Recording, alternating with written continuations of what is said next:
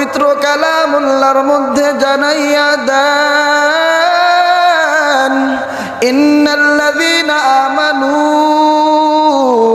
ওয়া আমিলুস সালিহাতি কানাত লাহুম জান্নাতুল ফিরদাউসি নুজুলা।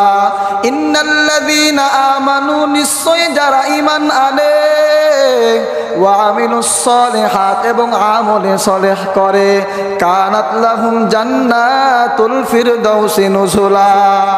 আল্লাহ পাক রব্বুল আলামিন বলে, ওই কিয়ামতের ময়দানে ওই বান্দা বান্দীদের জন্য, ঈমান যেই বান্দা বান্দি ঈমান আনবে এবং আমল করবে, ওই বান্দা বান্দির জন্য কাল কিয়ামতের ময়দানে জান্নাতুল ফিরদাউস ওই বান্দা বান্দীদের জন্য মেহমানদারি করানোর জন্য অপেক্ষায় থাকবে। বলেন সুবহানাল্লাহ।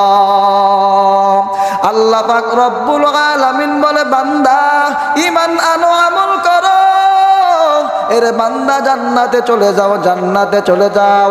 এ দুনিয়ার মানুষ, জান্নাতে যাইতে গেলে তেমন কোনো আমল করা লাগে না, অল্প আমলই নাজাতের জন্য যথেষ্ট হইবে। মায়ার নবী আমার হাদিসের মধ্যে জানাইয়া দেন, আখলিস দীনাকা ইয়াকফিকাল আমালুল কলিল। মায়ার নবী আমার হাদিসের মধ্যে জানাইয়া দেন, আখলিস দীনাকা ইয়াকফিকাল আমালুল কলিল। এ তোমার ঈমানকে খাঁটি করো, অল্প আমলি নাজাতের জন্য যথেষ্ট হইবে। এরে আল্লাহর গোলাম, জান্নাত পাইতে গেলে তেমন কোনো আমল করা লাগে না। মায়ার নবীর জমানায় আল্লাহর পয়গম্বর সাল্লাল্লাহু আলাইহি ওয়াসাল্লাম মেরাজ থেকে আসার পর, মায়ার নবী আমার মেরাজ থেকে আসার পর, মায়ার নবী আমার ডেকে বলে, আইনা বেলাল, আইনা বেলাল, আমার সাহাবী হযরত বেলাল কোথায়? মায়ার নবী আমার যখনই বলে আইনা বেলাল, আল্লাহর বান্দা বেলাল রাদিয়াল্লাহু তাআলা আনহু ওই মজলিসের পিছন দিক থেকে ডাইকা ডাইকা বলে, লাব্বাইক ইয়া রাসূলুল্লাহ, লাব্বাইক ইয়া হাবিবাল্লাহ, লাব্বাইক ইয়া রাসূলুল্লাহ, লাব্বাইক ইয়া হাবিবাল্লাহ। মায়ার নবী আমার বেলালকে ডাক দিয়া বলে, রে বেলাল, তুমি আমার সামনে এসে একটু দাঁড়াও।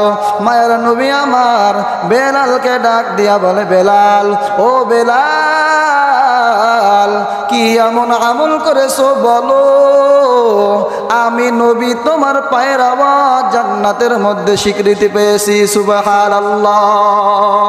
মায়ার নবীর মুখে এমন কথা শোনার পর হযরত বেলাল রাদিয়াল্লাহু তাআলা আনহু বলে, ইয়া রাসূলুল্লাহ, ইয়া হাবিবাল্লাহ,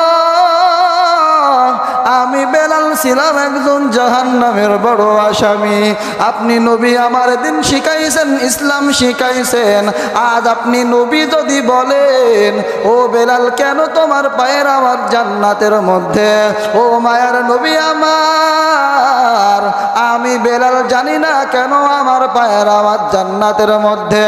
আল্লাহু ওয়া রাসূলুহু আ'লাম, আল্লাহ এবং আল্লাহর রাসূল ভালো জানে।